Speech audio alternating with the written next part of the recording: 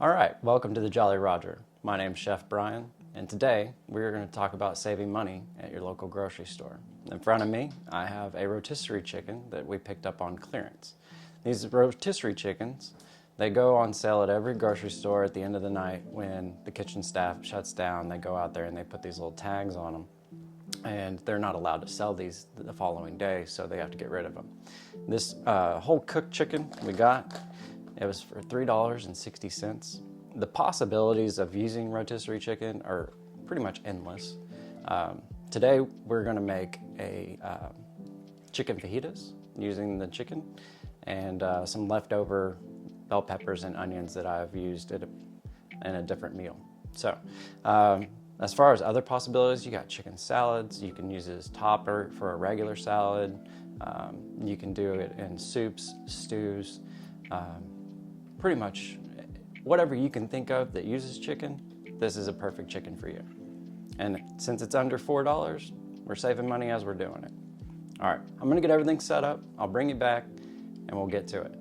All right, so I got the chicken out of the package and we're gonna go through it. I'm gonna reserve bones so we can use that for chicken stock later. I'm just gonna take the bones, vacuum seal them, throw them in the freezer. When I accumulate enough bones, we're gonna do a video on how to make chicken stock. But until then, I'm gonna get into shredding the chicken, and we're gonna take the skin and throw that away because we don't need that, and it's just gonna, leftover chicken skin is not a good thing to eat.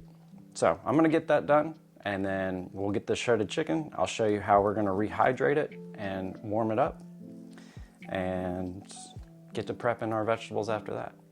See you when I get to the vegetable part. All right, just got done shredding our chicken, got it in bite-sized pieces. And now that this chicken is fully cooked, all we're looking for is to rehydrate it and bring it up to temperature for our vegetables. So I have some homemade taco seasoning. If you want, I'll leave a link in the description. You can check it out. I showed how to measure everything out for this and in another video. So we're gonna go ahead and use that today. I am gonna measure, just for the fact that y'all know the measurements. When I normally cook, I do not measure, I just go by on taste. But for this amount of meat, we're gonna do about 2 tablespoons, and also we're gonna be using the same seasoning. Actually, we'll do 1.5 tablespoons.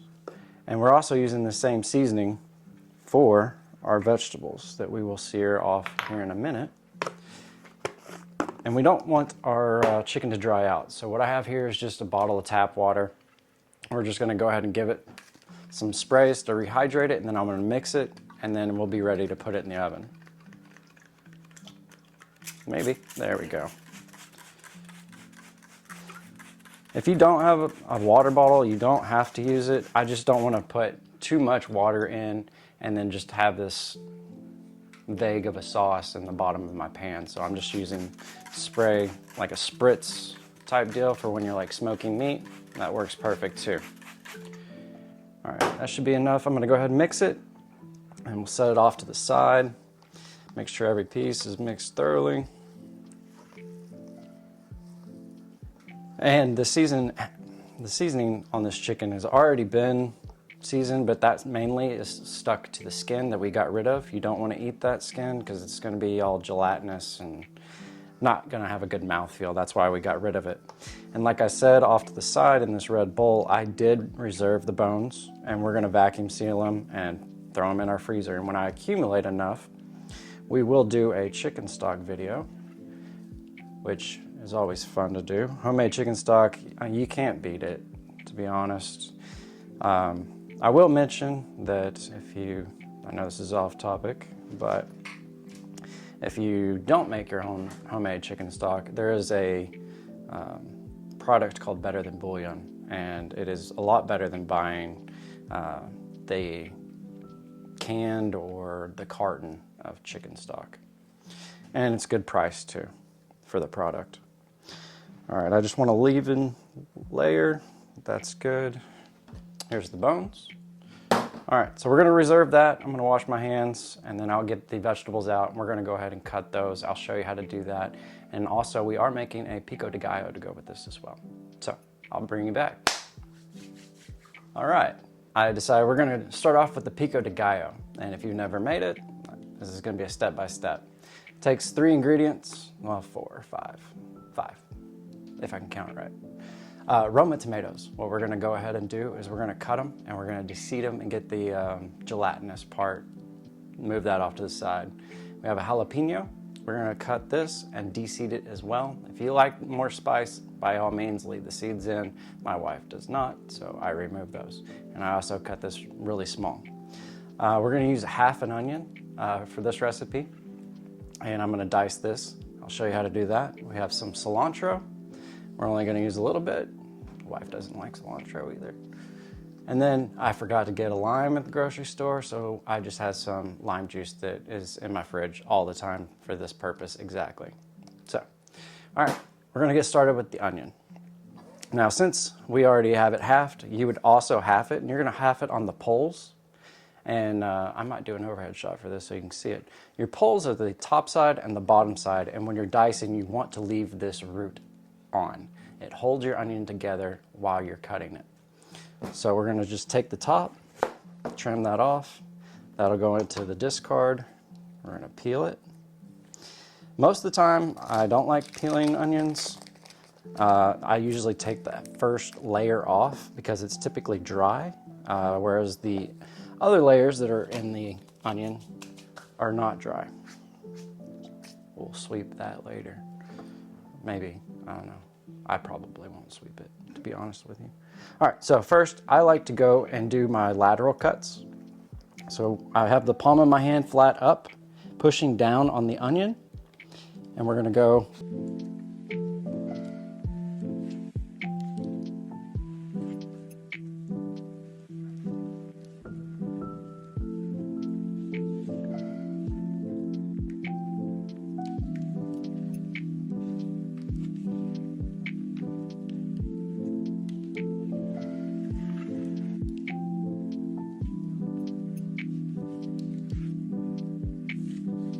we have a diced onion. And then that'll be garbage, unless you're doing a vegetable stock. If you're doing a vegetable stock, save it. We're gonna add our onion.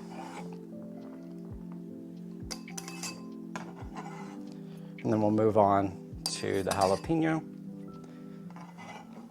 I'll show you the easiest way to de-seed is using a spoon. And I'll show you that purpose. All right, our onion is done. I'm gonna go ahead and cut the top of the jalapeno off, bisect it, and that reveals your seeds. What I like to do is go down the side of the jalapeno so it doesn't break with the spoon, and then we scoop out.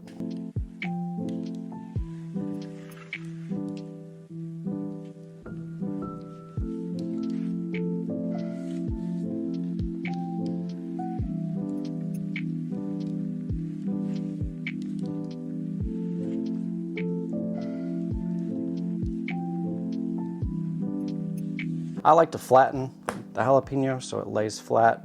It's safer when you go to cut it. And we're just gonna go down. Like so. And I'm gonna taste this jalapeno, see if it's too spicy. If it's too spicy, we're only gonna use half of it. You don't have to use the whole thing.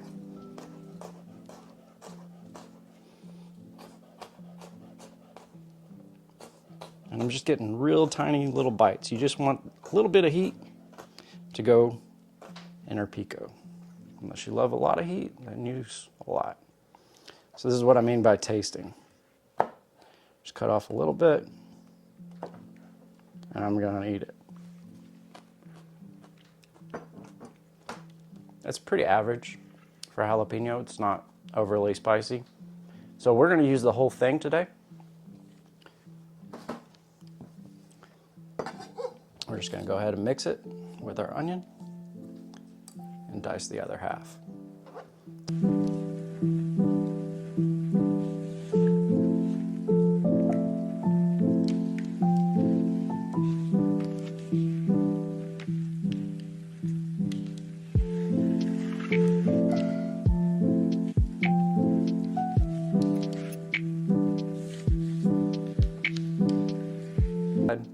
So Roma tomatoes, why we use Roma tomatoes is basically because they're a little bit firmer and they don't have as much like juice as you would with your normal tomatoes.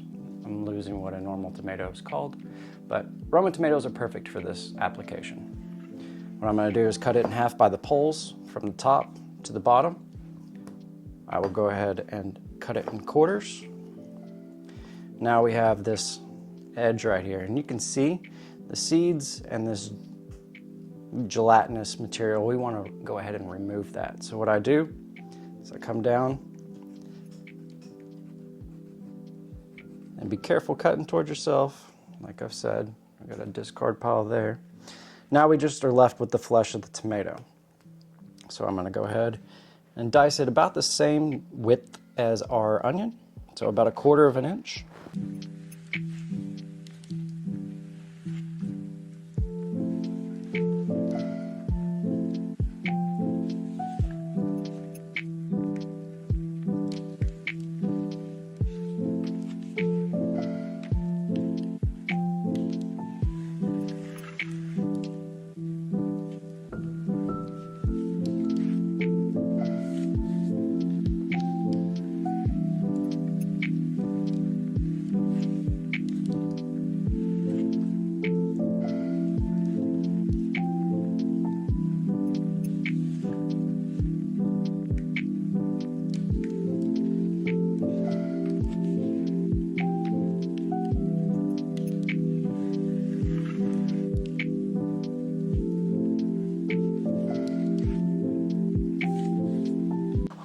You always want a clean surface when you're working. That way nothing slides, everything's good. And a professional tip is to have a damp towel underneath your cutting board. That way it doesn't slide around as you're moving about, cutting things. More safety stuff. So what I'm doing here is I'm removing the big stems. You don't want to eat this, like right here. So I'm just going to take and pull the leaves off. And I only grab the top leaves because that's where the stems are. If you can see, I got you overhead too, so you can see that. This one's okay. You can leave it if you choose. It's a little long for my preferences, so I'm just going to remove that one. And I have maybe, after I cut it up, it's probably going to be about a tablespoon. We're going to run through.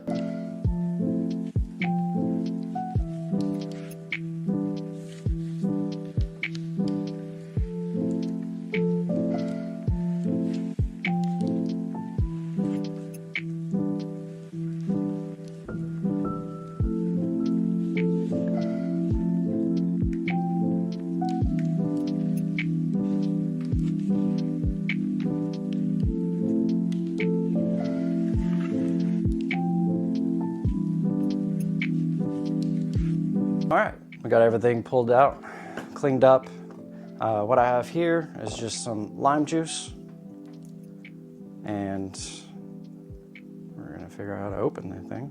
They put a little topper on it, look at there. All right, so what I'm doing is just giving it a little bit of fresh, not fresh, but bottled lime juice for the freshness, and then we're gonna start adding our seasoning, which is just plain kosher salt. If you don't have kosher salt, table salt is okay to use. We don't normally use it in restaurants. It has more of a salty kick, and it's a lot smaller crystals, which allows you to grab more salt than you normally would with kosher salt. And that way you would oversalt your product that we made. So that's why kosher salt is used all the time. And I'll do a salt video soon. That's good. It's fresh. Got a little salt. That cilantro's coming through. And that jalapeno's coming through too, which is good. All right, let me get everything set up for our vegetables, and I'll show you how to cut those. And I'll bring you back and we'll start making fajitas. So that will tell me where to cut, hopefully. All right, I got back Let me get this out of the way. What I have is some leftover bell pepper. I have orange, yellow, red. So we're gonna use a little bit of all of them. So there's color in this dish.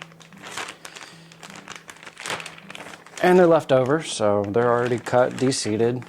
We're just gonna cut them into strips, as you would see in a fajita dish. I'll start with the red one. So we're gonna push down on it. That way it's not sliding around. And what I like, it's just nice thin. These are called julienne.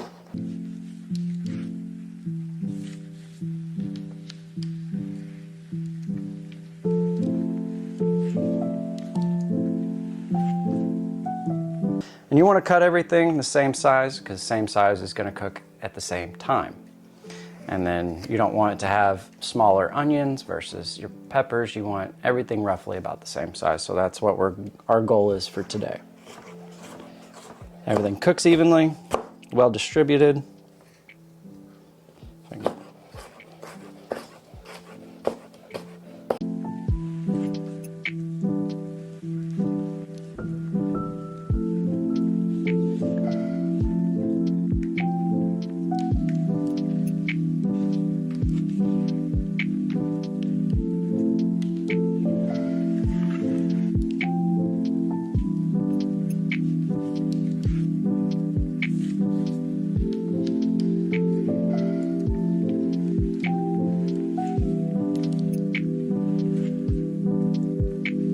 Level. They all start out green, and then they go to red, and then they go to orange, and then they go finally to yellow. And that's the difference. Same bell pepper, just different times on the harvest. So I'm going to cut this onion into long strips instead of the dice. This is a different way of cutting an onion. So what I'm going to do is cut down the poles, which is the top and bottom. I'm going to put one side off.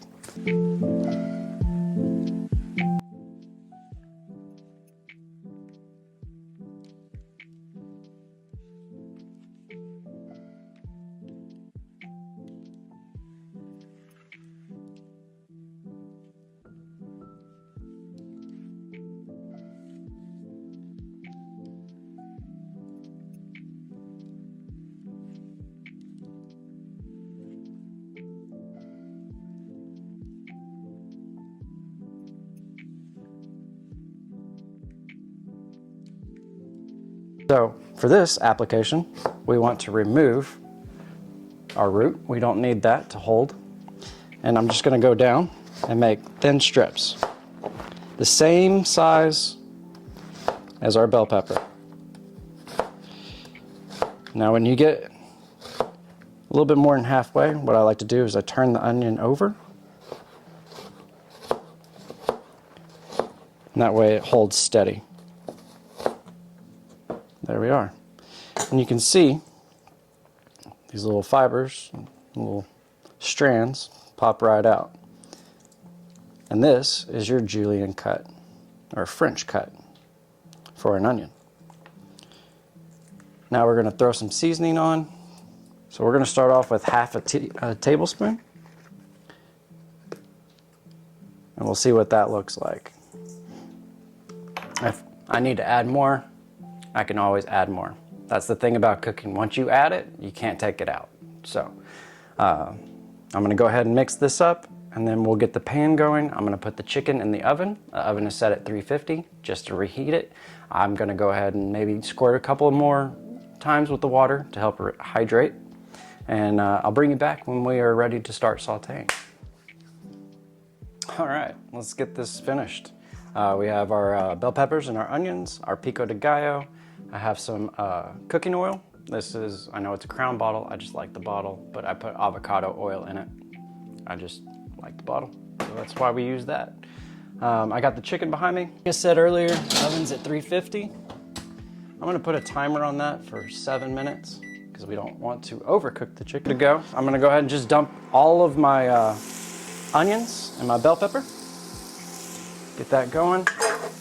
I'm gonna add salt now, and that way it pulls some of the moisture away out of the onions and bell pepper.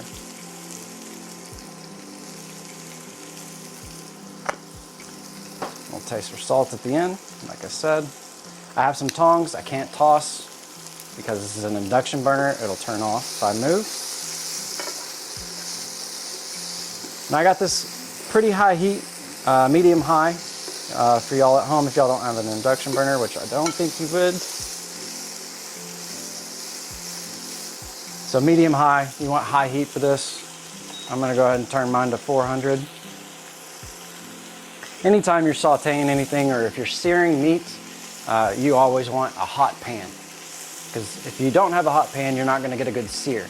And a good sear is your Maillard reaction, which that Maillard reaction is taking the sugars that are in, and I'll show you what that looks like. And it's caramelizing those sugars. So on the outside of your proteins or your vegetables, you're gonna get that brown color. And that is those sugars caramelizing. And Maillard is the guy who scientifically found that out, and that's why we call it the Maillard reaction. It's caramelization of sugars. So we're sauteing. I still got the chicken. We got another 2.5 minutes. I set the timer for 7 minutes just to see how well that went. We might have to adjust, maybe a little bit longer. Move those around a little bit so they don't burn. And we're just going to bring these down to what's called al dente. Al dente is a Italian term for pasta. When you go and boil your pasta, the term literally means to the tooth. And so when you go to bite your pasta, you want it to not be like soggy. You want it to still have that texture, to the tooth texture, hence why it's called al dente. And that's what we're going for these vegetables here. In good color. Smells good. Our seasoning is spot on with that taco seasoning. Which again, that other video is going to be posted when this comes out. Go check it out. We got a couple minutes left on that. I got to get a hot mitt, pull out our chicken. Because I didn't think ahead of time. Probably need to start doing that. But regardless, we're all here. We're all together. Making some good food. Saving some money. Yeah, these are going to be done just about as that chicken's going to be done. And that's what I'm saying is, see how these are starting to get a little wobbly? If I move it to the side, that's what we're looking for. Any more than that. So we're going to kill the heat. We're going to have carryover cooking, which is going to happen with everything. If you saw my filet video, I explained a little bit about carryover cooking. So we're going to move these off to the side. So they're still in the pan, but they're off the burner. And if I can pull one out, I'll show you what that Maillard reaction really did. You can see there's a little bit of brown on these, which is great. And that was my timer for the chicken. So let's go ahead and pull that out. Check it for temperature.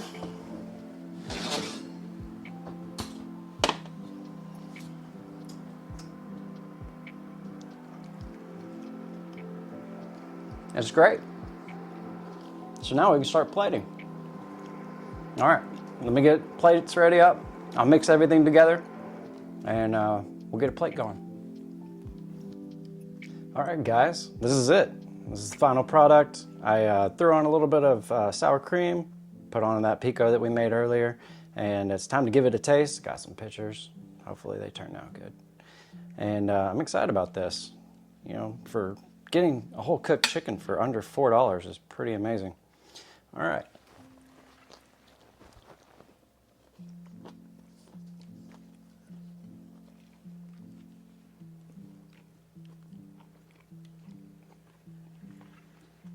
I don't want to talk with my mouth full.